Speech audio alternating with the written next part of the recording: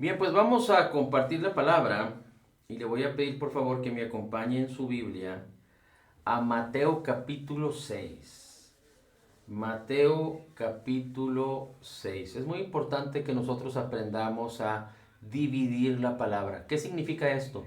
Necesitamos entender qué palabra corresponde al antiguo pacto o a los pactos anteriores. Normalmente cuando hablamos del antiguo pacto hablamos del pacto previo anterior al nuevo pacto que es en Cristo Jesús. Esto es el pacto de Moisés. Aunque hay otros pactos descritos en el Antiguo Testamento o pactos antiguos, como el pacto que Dios hizo con Adán, el pacto que Dios hizo con Noé, el pacto que Dios hizo con Abraham, con Isaac, con Jacob, el pacto que Dios hizo con Moisés, el pacto que Dios hizo con David, pero particularmente el nuevo pacto que es en Cristo, que está fundado sobre las mejores promesas sin condiciones para los hombres. Es tan importante que nosotros podamos discernir la palabra desde el Génesis y hasta el Apocalipsis a través del nuevo pacto. Muy bien, así es que entendiendo esto, ¿por qué? Porque Mateo 6 tiene que ver con la palabra de Cristo que habla en la dispensación de la ley de Moisés. Pero tenemos que entresacar lo que tiene que ver cómo funciona, es decir, cómo podemos aplicar la palabra en el nuevo pacto. Y el nuevo pacto tiene que ver con entender la muerte, sepultura y resurrección de Jesucristo, la obra terminada, completa y perfecta de Jesús. Así es que entendiendo esto y sabiendo esto, dice la Escritura, hago un paréntesis, el apóstol Pablo le dice a Timoteo, necesitas ser maduro, necesita ser prudente, necesita ser diligente para no solo tú, sino enseñar a otros a que aprendan a discernir, a dividir la palabra, a entender qué es del nuevo pacto y qué es del antiguo pacto. El apóstol Pablo lo habla mucho también en Romanos. Romanos es como la obra maestra de las cartas del apóstol Pablo y particularmente en el capítulo 6, el capítulo 7 y el capítulo 8 podemos ver el contraste de la ley y el contraste del nuevo pacto que es en el Espíritu, en Cristo Jesús, en la gracia, en la abundancia de gracia y el regalo de la justicia, que es a través de la obra terminada de Jesucristo en el Calvario.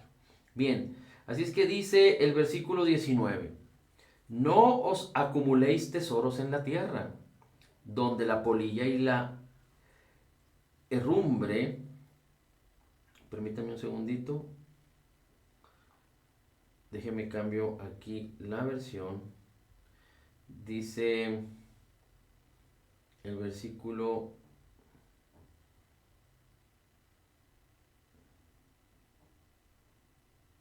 10, estábamos ahí, 17, perdón, 19. No os hagáis tesoros en la tierra donde la polilla y el orín corrompen y donde ladrones minan y hurtan, sino haceos tesoros en el cielo donde ni la polilla ni el orín corrompen y donde ladrones no minan ni hurtan, porque donde está vuestro tesoro, allí también está vuestro corazón. Ahora, en la escritura, el mismo Señor Jesucristo habla acerca de las riquezas injustas. Y el sistema monetario de este mundo no tiene en sí mismo, no es malo, sino el mal manejo, las injusticias que son provocadas por el egoísmo, por la avaricia y la codicia de los hombres, es lo que hacen que muchos sean afectados y el amor al dinero es lo que perjudica la vida de los hombres. Así es que dice, porque donde está vuestro tesoro, allí también está vuestro corazón. Sigue diciendo, fíjese cómo el Señor Jesucristo cuando habla de estas cosas, habla acerca de la lámpara del cuerpo y después sigue hablando de las riquezas. Dice así, por ejemplo, la lámpara del cuerpo es el ojo. Así que si tu ojo es bueno, todo tu cuerpo está lleno de luz. Pero si tu ojo es maligno, todo tu cuerpo está en tinieblas. Así que si la luz que en ti hay es tinieblas, ¿cuántas no serán las mismas tinieblas? ¿Cómo el Señor Jesucristo habla de estas cosas en medio de expresiones acerca de dónde poner nuestro corazón y dónde poner nuestro tesoro. Dice, la lámpara del cuerpo es el ojo. Y no solo tiene que ver con el corazón.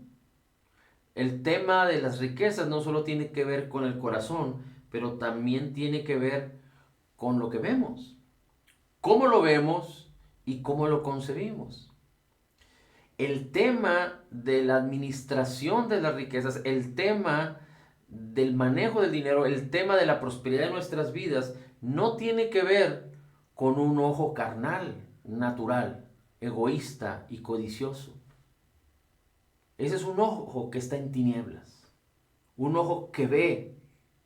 Recuerde, el corazón concibe, pero con nuestros ojos vemos. Y cuando nosotros vemos equivocadamente, cuando nosotros vemos sin concebir lo que la palabra de Dios dice acerca de cualquier cosa, entonces nuestros ojos parece que están de parte de las tinieblas. Pero nosotros tenemos que aprender a ver con los ojos de la fe. Y los ojos de la fe, por decirlo así, para hablar de una manera más bíblica, es decir, técnicamente hablando de una manera correcta, necesitamos concebir, concebir. Cuando hablamos de los ojos de la fe, hablamos de concebir, de ver a través de la fe. La esperanza tiene que ver con concebir lo que ya es, aunque nuestros ojos físicos no lo vean. Es decir, por eso muchos dicen que es la fe la que lo ve. Es la fe que nos ha sido dada la que puede ver. La esperanza tiene que ver con lo que ya es de parte de Dios para nuestras vidas, la esperanza divina, la esperanza a la manera de Dios, la esperanza que está descrita en la palabra, que nos ha sido dada, tiene que ver con concebir lo que ya es, pero que nuestros ojos físicos no ven. La esperanza tiene que ver con una intensa anticipación del bien, con una expectativa de la benignidad y de la bondad de Dios en todas las áreas de nuestra vida. Pero es muy importante que podamos entender que si concebimos correctamente lo que la palabra de Dios dice, entonces nuestros sentidos van a estar sujetos a lo que hay en nuestro corazón cuando ha sido concebido. Así es que si nosotros entendemos que no debemos ser guiados por nuestros sentidos, sino que Dios nos ha dado un espíritu de poder, amor y dominio propio para que podamos sujetar los sentidos, entonces podemos causar que nuestros ojos físicos vean lo que nuestro corazón ha concebido. Y la fe se va a encargar de apropiar, de manifestar lo que ya nos ha sido concedido, que es la esperanza, lo que ya hemos concebido en el corazón. La fe se va a encargar de que nuestros ojos puedan verlo de forma material. Por eso es muy importante que la esperanza sea parte de nuestra vida, formada o fundada en la palabra, en lo que ya nos ha sido concedido, en que el Espíritu de Dios nos ha sido dado para revelarnos lo que nos ha sido concedido. Así es que dice, si tu ojo es maligno, todo tu cuerpo está en tinieblas. ¿Cuándo sucede esto? Cuando no vemos conforme a lo que hemos concebido. Cuando no esperamos ver conforme a lo que hemos concebido de acuerdo a la palabra del Señor. Pero cuando nuestros ojos ven sin la palabra, cuando nuestros ojos ven sin ser renovados en nuestra mente y transformados en nuestro corazón, cuando nuestros ojos ven, lo único que los ojos van a ver es con un corazón egoísta, un corazón ingrato, un corazón que no ama, un corazón que se turba, que no se alegra. Y siempre cuando se habla de dinero, y sobre todo en el ámbito cristiano, las personas limitan a Dios. Las personas se truncan. Las personas empiezan a pensar luego mal. Las personas empiezan a poner barreras. Las personas empiezan a cerrar sus mentes y sus corazones. Y definitivamente que no solo en el mundo natural, fuera de Dios, pero también desafortunadamente en el cristianismo, el amor al dinero causa estragos. El amor al dinero es incorrecto. No podemos, como dice la Escritura, servir a dos amos. O servimos a Dios o servimos al dinero. Así es que dice en el versículo 24, ninguno puede servir a dos señores, porque o aborrecerá al uno o amará al otro. Fíjese cómo habla todas estas cosas en el mismo ámbito o en el mismo tema de las riquezas, de los tesoros, del dinero. Ninguno puede servir a dos señores porque aborrecerá al uno y amará al otro, o estimará al uno y menospreciará al otro. Y el Señor Jesucristo no se está refiriendo a otros dioses falsos, equivocados, pero fíjese a quién se está refiriendo. No podemos servir a Dios y a las riquezas. Y cuando habla de las riquezas, en el original también se refiere a una deidad que tenía que ver con la influencia que causa amor al dinero. Es decir, hay una deidad, algo que no proviene de Dios, pero que proviene del enemigo de nuestras almas, que hace que las personas sean egoístas, que hace que las personas sean codiciosas, avariciosas y que amen al dinero más que a Dios. No se puede servir a dos señores. Después dice el 25. Por tanto os digo, no te afanes por vuestra vida. Y todo esto tiene que ver en la vida, en lo que está describiendo el Señor Jesucristo aquí, con el dinero o con las riquezas o con los bienes. Dice, no te afanes por vuestra vida. ¿Qué habéis de comer o qué habéis de beber? Ni por vuestro cuerpo. ¿Qué habéis de vestir? ¿No es la vida más que el alimento y el cuerpo más que el vestido? Mirad las aves del cielo, que no siembran ni ciegan, ni recogen en graneros, y vuestro Padre Celestial las alimenta. ¿No valéis vosotros más que muchas de ellas? Y la creación de parte de Dios es tan extraordinaria, tan bella, tan perfecta. No solo en las aves, pero también en las plantas, en las flores. La misma creación de Dios es tan gloriosa y perfecta. Dice, y Dios viste a las aves, da de comer a las aves, viste a las plantas. Y dice la escritura que las aves, por ejemplo, dice, mirad las aves del cielo, que no siembran ni ciegan, ni recogen en graneros, vuestro Padre Celestial las alimenta. ¿No valéis más, mucho más que ellas? ¿Y quién de vosotros podrá mucho que se afane añadir a vuestra estatura un codo? Y por el vestido, ¿por qué os afanéis? Considerad los lirios del campo. Dice, ¿cómo crecen? No trabajan ni hilan. Pero os digo que ni aun Salomón, con toda su gloria, se vistió así como uno de ellos. Dice, y si la hierba del campo, que hoy es, que puede ser extraordinaria y perfecta y gloriosa, porque así Dios la creó, dice, y mañana se echa en el horno, Dios la viste así, dice, ¿no hará mucho más a vosotros, hombres de poca fe? Así es que el Señor está diciendo, la fe tiene que ver con entender que Dios tiene cuidado de nosotros. Cuando el Señor Jesucristo habla de hombres de poca fe, realmente en el original lo que está diciendo es hombres incrédulos.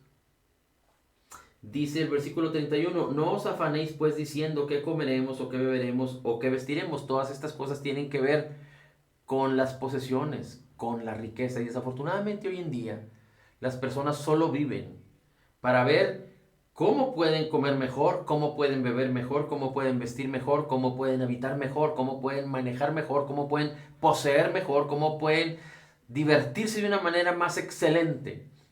Y para eso trabajan, trabajan, trabajan, trabajan, trabajan. Y el trabajo, pero particularmente el resultado de su trabajo, que es el dinero, es lo que está dirigiendo la vida de las personas en todos los niveles económicos. No solo en los más ricos, porque los más ricos quieren más, sino también en las clases, no solo los multimillonarios, sino los ricos, los de clase media y los de clase más humilde, económicamente hablando. Dice, no os afanéis pues diciendo que comeremos o beberemos o que vestiremos, porque los gentiles buscan todas estas cosas. Eso es lo que vemos hoy en día. Y las personas, con el esfuerzo de sus trabajos, ya tienen todo prácticamente gastado.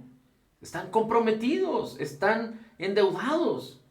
Y esto causa estrés, esto causa que el dinero a fin de cuentas esté convirtiéndose en el eje de la vida de las personas. Las personas ya no trabajan para vivir, sino viven para trabajar, porque se han hecho esclavos de lo que el dinero les puede proveer. Y en otras palabras, lo que está sucediendo es que están amando más el dinero, más las posesiones, más lo que se puede hacer con el dinero, que al mismo Dios. Porque los gentiles buscan estas cosas, pero vuestro Padre Celestial, Él sabe que nosotros tenemos qué necesidad y que tenemos necesidad de todas estas cosas. Y luego dice el versículo 33, que este versículo es clave para todas las áreas de nuestra vida, pero particularmente para lo económico. Mas buscad primeramente el reino de Dios y su justicia, y todas estas cosas os serán añadidas. Así es que no te afanes por el día de mañana, porque el día de mañana traerá su propio afán. Basta cada día su propio mal. Y no estoy hablando de ser diligente en el manejo, no ser diligente en el manejo del dinero, no ser diligente en la administración del dinero. No estoy hablando de estas cosas, por causa de que el Señor Jesucristo dice, no os afanéis por el día de mañana. El problema es que la mayoría de las personas viven en ese afán, pero el Señor dice, busca primero el reino de Dios y su justicia, y todas estas cosas que tienen que ver con la posesión, con adquirir bienes, con adquirir vestido, comida, bebida, habitación. Todas las cosas que se requieren para la vida, dice, son secundarias, pero Dios sabe que tú tienes necesidad y de qué tienes necesidad, pero busca primeramente el reino de Dios y su justicia.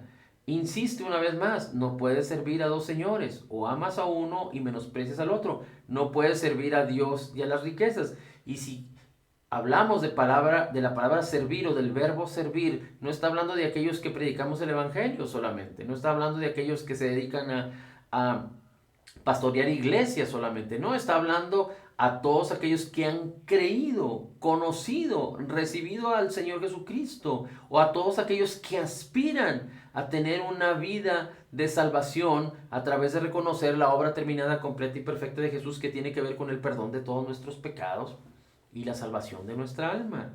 Es para todo creyente. Así es que Dios dice, busca primero el reino de Dios y su justicia, y todas estas cosas vendrán por añadidura.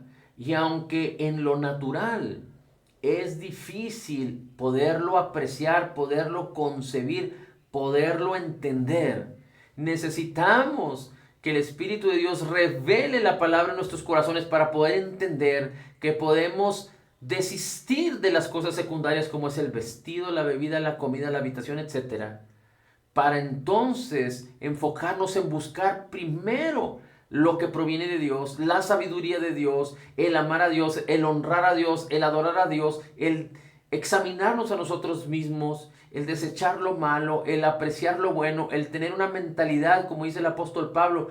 Pon una mente, piensa solo en lo que es bueno, en lo que es agradable, en lo que es perfecto, en lo que tiene virtud alguna. Si algo es digno de alabanza, dice, en esto pensad.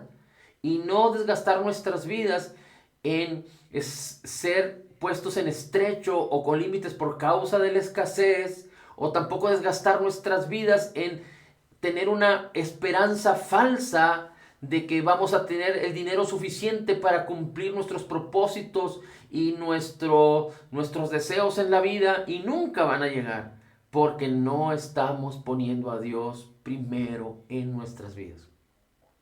Lucas 16 dice la escritura que si en lo poco somos hallados fieles, podremos ser puestos en lo mucho. Y dice la escritura, pero si en lo poco somos hallados infieles, ¿quién nos podrá confiar lo verdadero? Porque seremos infieles en lo mucho. Y cuando el Señor Jesucristo habla de esta historia del administrador de los bienes de un señor, en una historia muy interesante que después estaremos viendo, en donde declara que somos administradores y no dueños, se refiere al manejo de la economía, al manejo del dinero. Si no somos fieles en el manejo del dinero, entendiendo que no somos dueños, sino somos administradores de la gracia de Dios, entonces no podremos ser hallados fieles en lo más, por lo tanto no no se nos podrá confiar lo verdadero. En otras palabras, no podemos crecer, no podremos crecer más en otros ámbitos. Hay muchas personas que ignoran por qué milagros no suceden en sus vidas, por qué no han podido servir con un corazón libre, sincero, por qué Dios no ha permitido, entre comillas, porque ellos no han podido ministrar a más personas, por qué sus iglesias no crecen, por qué sus ministerios no avanzan.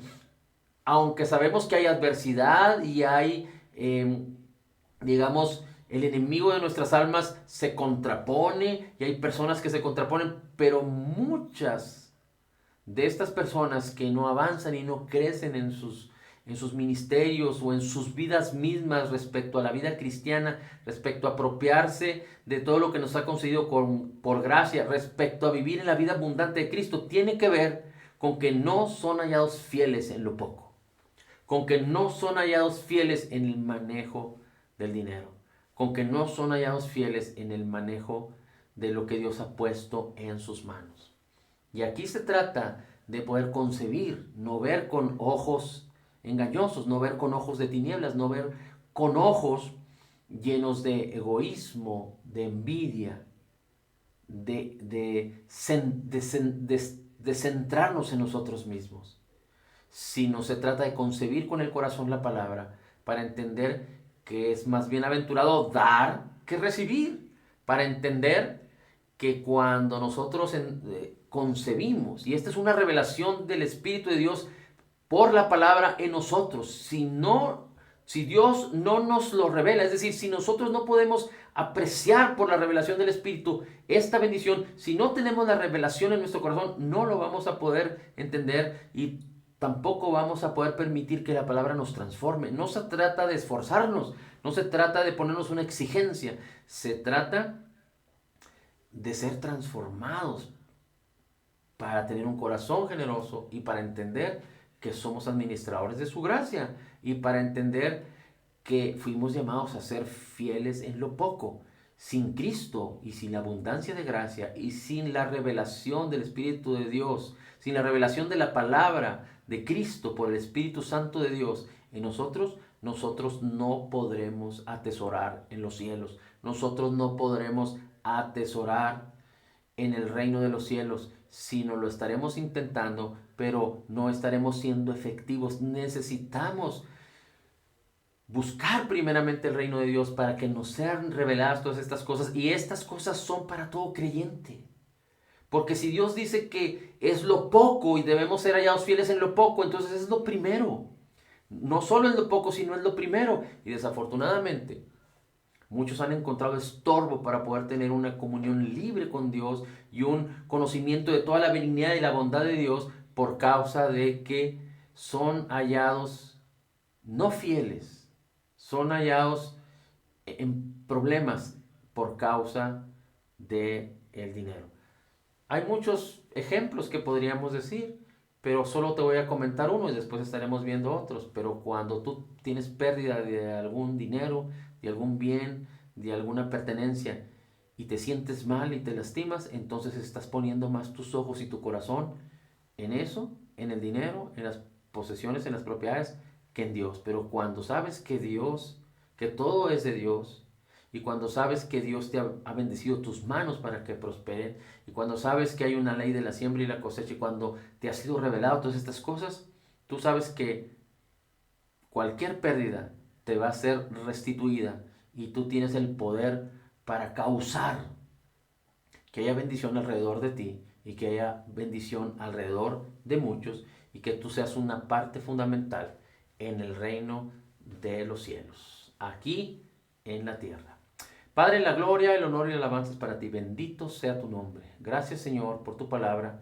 Y te pido en el nombre de Jesús que traigas esta revelación y que la sabiduría por tu Espíritu Santo venga a cada corazón para que podamos ver, experimentar y concebir tu palabra hablada directamente por ti en el nombre de Jesús. En Cristo declaramos que somos total y completamente perdonados y sanados, perfectamente justificados, altamente favorecidos, profundamente amados, grandemente bendecidos. Somos más que vencedores. Como Jesús es, así somos nosotros en este mundo. Somos la justicia de Dios en Cristo. Recibimos de la abundancia de tu gracia y del regalo de tu justicia y declaramos todo lo puedo en Cristo que me fortalece. Amén, amén y amén.